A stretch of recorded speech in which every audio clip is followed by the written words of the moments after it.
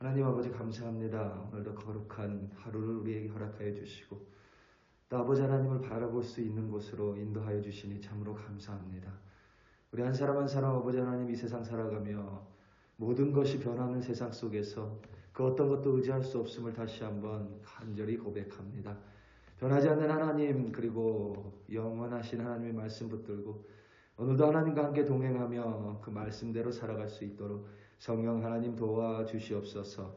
그저 아버지 하나님 말씀에 따라서 살아갈 때에 우리는 분명히 이 세상 그 누구보다도 하나님의 도구로 살아가며 또한 하나님을 영화롭게 하며 기쁘고 승리하는 우리들이 될 줄로 믿습니다. 감사합니다. 예수님의 이름으로 기도드립니다. 아멘. 요한복음 6장 60절에서부터 71절로 주의 말씀을 증거합니다. 우리 다 함께 해보시겠습니다. 능력받는 새벽기도, 응답받는 새벽기도, 성령과 함께하는 새벽기도. 할렐루야. 아멘. 오늘 본문 전에 기록된 사건이 우리가 잘 아는 오병이어입니다. 오병이어는 공간복음뿐만 아니라 우리가 잘 아는 마태복음, 마가복음, 누가복음, 이 공간복음뿐만 아니라 요한복음에도 기록된 사건입니다. 그만큼 중요한 의미를 갖습니다. 오병, 떡 5개와 2어, 물고기 2마리로 남자 장정만 5,000명을 먹이신 사건입니다. 전통적으로 우리말 성경은 떡으로 번역하고 있지만 이제는 제 개인적인 생각이지만 이제는 이걸 빵으로 바꿀 때도 되지 않았나 좀 이런 생각이 좀 듭니다. 이게 떡으로 이해하면 그 의미를 좀 파악하기가 좀 어렵습니다. 팔레스타인을 비롯해서 중동 지역은 여러분 혹시 그런 식당을 가보셨는지 모르겠지만 납작한 빵을 먹습니다. 제일 비슷한 게 제가 볼 때는 여러분들이 인디언 브레드라고 해서 난이라고 가장 비슷할 겁니다. 원래 그거보다는 조금 더 두껍습니다. 그보다 조금 더 두껍고 이렇게 납작하게 생겨가지고 빈대떡처럼 그 안에다가 뭘 이렇게 채워 넣어서 샌드위치처럼 먹는 그런 빵인데 이제 떡을 좀 바꿔도 될 것 같은데 이렇게 참 그걸 여전히 못 바꿉니다. 납작한 빵을 주식으로 삼는데 가장 중요한 건 지금은 그 납작한 빵을 칼로 이렇게 자르지만 전통적으로는 그 빵을 칼로 자르지 않습니다. 손으로만 항상 찢어서 빵을 먹습니다. 손으로 빵을 찢는 이유는 생명을 나눈다는 뜻입니다. 옆에 있는 사람들에게. 그래서 빵은 생명을 상징한다는 것이 그들의 문화 속에 자리하고 있습니다.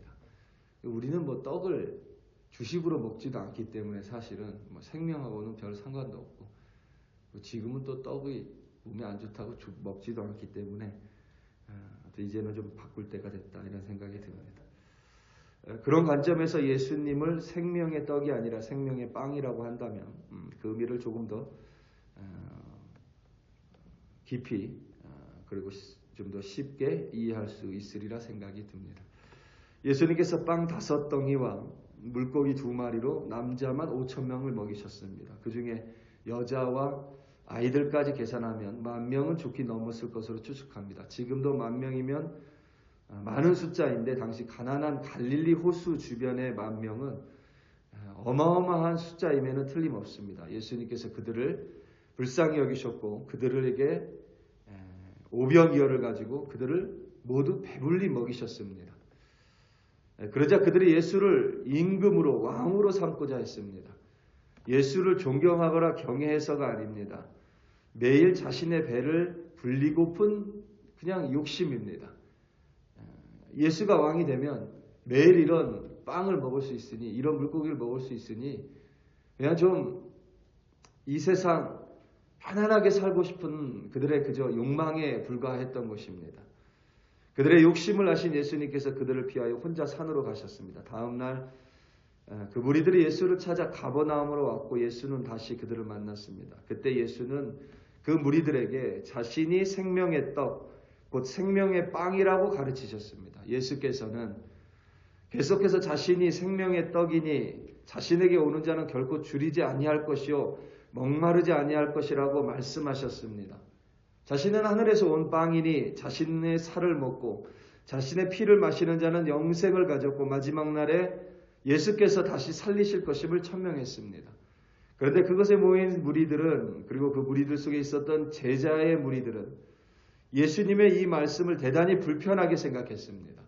불쾌했습니다. 그럴 수밖에 없습니다. 지금 우리는 이 예수님의 가르침이 십자가 사건이고 또 성찬임을 알고 있음에도 불구하고 때로는 읽을 때 불편하죠. 내 살을 먹어야 되고 내 피를 마셔야 된다고 말하는 것이 불편할 수 있습니다.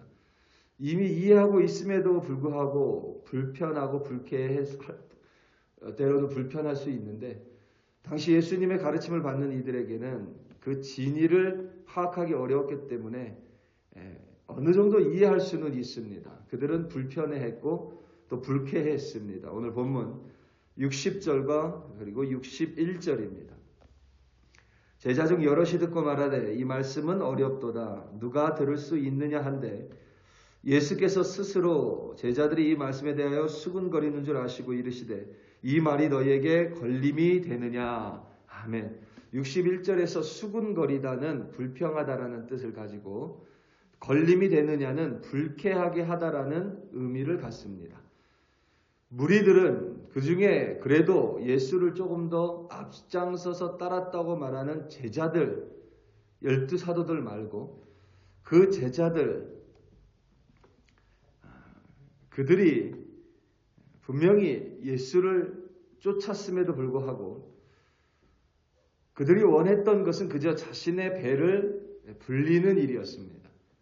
그러니까 예수를 쫓는 이유가 그저 삶의 편안함을 위해서, 자신의 욕망을 위해서라고 말할 수 있습니다. 예수를 쫓아서 그저 이 세상 조금 편하게 살고픈 이들이었고 예수 믿음으로 말미암아 오병이와 같은 콩고물이나 받아서 먹으려는 이들이었습니다.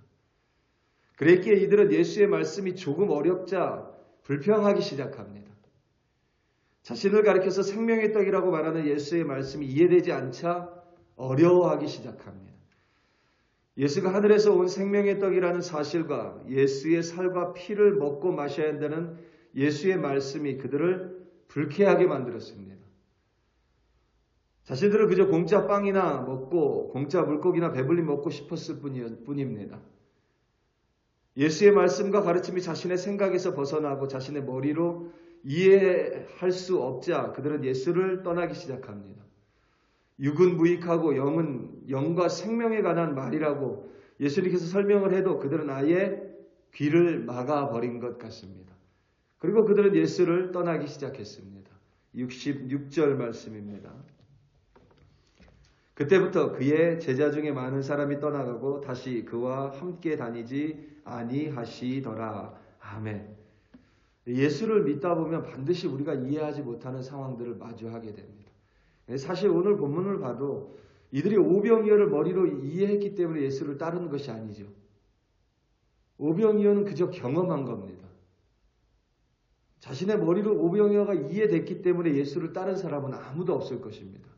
그럼에도 불구하고 예수님의 말씀이 조금 자신의 생각에서 벗어나고 자신의 의도와 자신의 뜻에서 조금 엇갈리자 아무런 거리낌 없이 그저 예수를 떠나버립니다. 지금도 사실은 똑같습니다. 우리가 신앙생활 하다 보면 당연히 하나님께서 침묵하실 때가 있습니다. 늘 들어주시던 기도 제목인데도 들어주시지 않는 것 같고 때로는 하나님이 지금 나의 기도를 듣고 있나라는 생각이 들 때도 있고 이게 여러분 너무 당연하죠. 신앙생활 하다 보면 너무 당연합니다. 그런데 우리가 그것을 이해하려고 하면 백날 노력해도 이해하지 못합니다.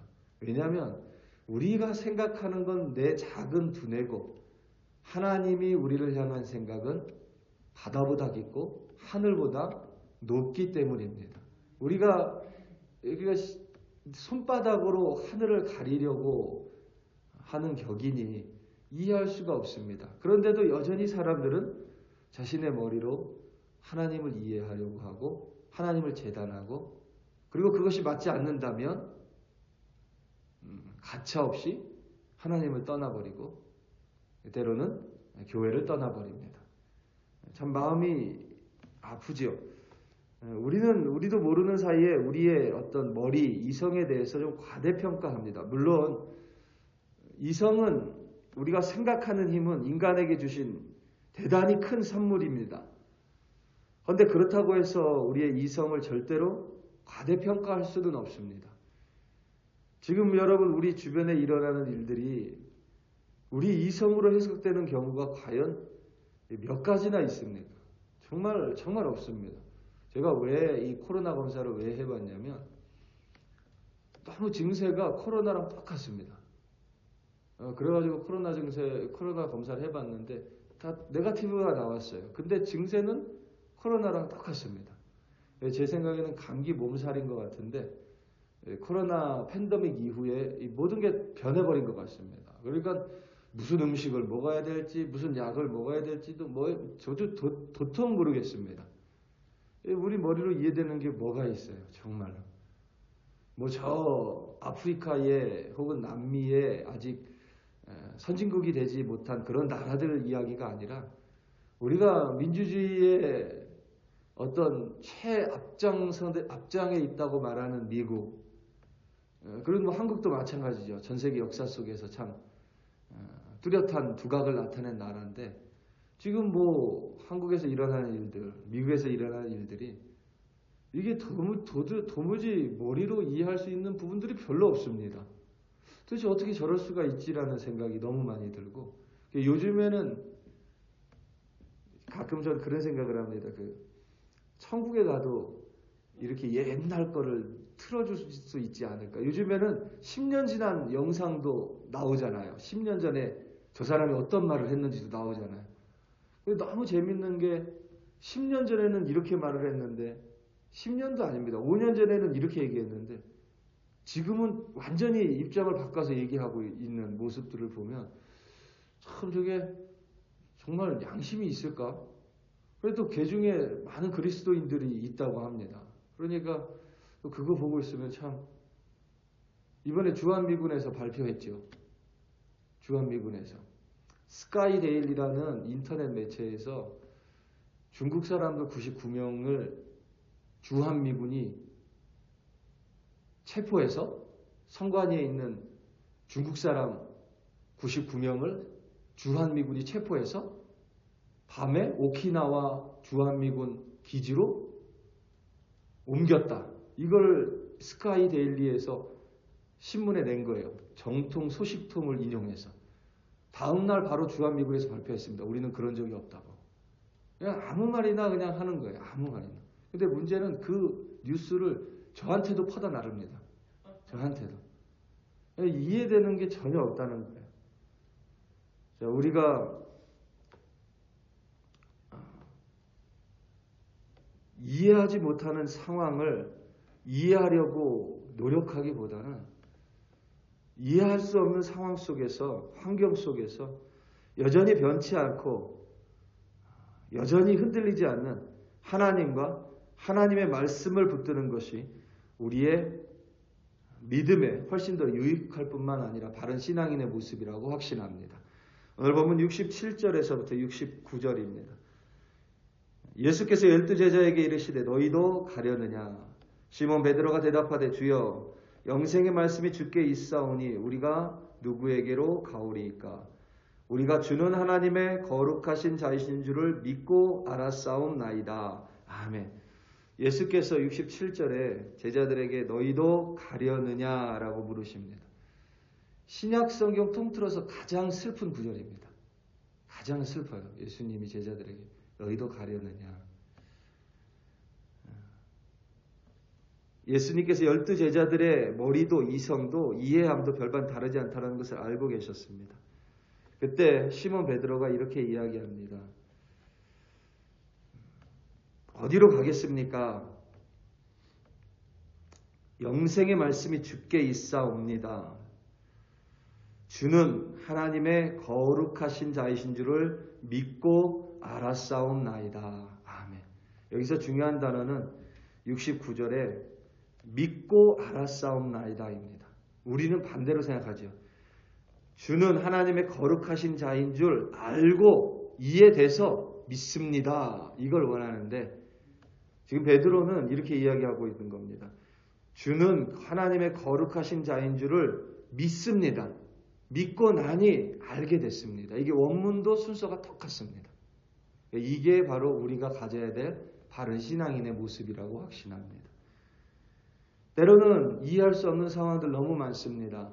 그 상황 속에서 하나님 이해함을 주십시오 라고 하나님께 때를 쓰기보다는 하나님 이해할 수 없는 상황이지만 여전히 하나님이 이 상황을 통제하시고 나는 여전히 하나님 손에 있으며 반드시 선하신 하나님께서 선하게 이끄셨음을 믿기 때문에 반드시 지금 이 상황도 선하게 이끄실 줄로 알고 있습니다. 라는 고백이 우리의 기도가 되어야 될 줄로 확신합니다. 우리 사랑하는 성도 여러분, 오늘 하루도 물론 우리 생각을 안 할 수는 없지만 우리의 생각과는 비교될 수 없는 하나님의 큰 섭리 안에서 있음을 먼저 믿음으로 말미암아 나에게 벌어지는 모든 것들을 하나님의 선하심이 있다라고 깨닫게 되는 우리가 되시기를 예수님의 이름으로 축원합니다. 다 함께 기도하시겠습니다. 우리 이 시간 함께 기도할 때에 특별히 우리 글로리 교회를 위하여 합심하여 기도하겠습니다. 하나님께서 2025년도를 우리 글로리 교회 허락해 주셨으니 우리는 앞으로 무엇이 있을지 알지 못하나 하나님의 섭리가 반드시 우리 교회 가운데 이루어질 뿐만 아니라 그 섭리 안에서 하나님의 뜻을 이루어가는 2025년도 정말 하나님을 기쁘시게 하는 우리 글로리 교회 되게 해달라고 주여 한번 부르시고 합심하여 기도합니다. 주여 할렐루야 할렐루야 할렐루야. 아버지 하나님 이 시간 간절한 마음으로 우리 글로리 교회를 위하여 합심하여 기도합니다. 아버지 하나님 우리 교회를 긍휼히 여겨주시옵소서. 아버지 하나님 2025년도를 우리 교회에게 허락하여 주셨으니 아버지 하나님 2025년도 우리 교회가 주님의 섭리 안에 있음을 고백합니다. 그 섭리 안에서 때로는 아버지 하나님 이해할 수 있는 것들도 이해하지 못하는 것들도 있습니다. 그것이 중요한 것이 아니라 여전히 우리는 하나님을 믿습니다. 여전히 하나님이 우리에게 2025년을 허락하셨음을 믿습니다.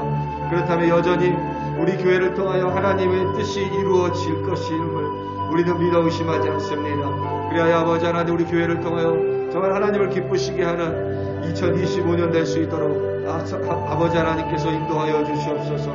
특별히 아버지 하나님 운영위원으로부터 재직들 또 여선교회 남선교회 아버지 하나님 선데이스쿨에 이르기까지 EM에 이르기까지 아버지 하나님 사역을 붙들어 주시옵소서. 특별히 아버지 하나님들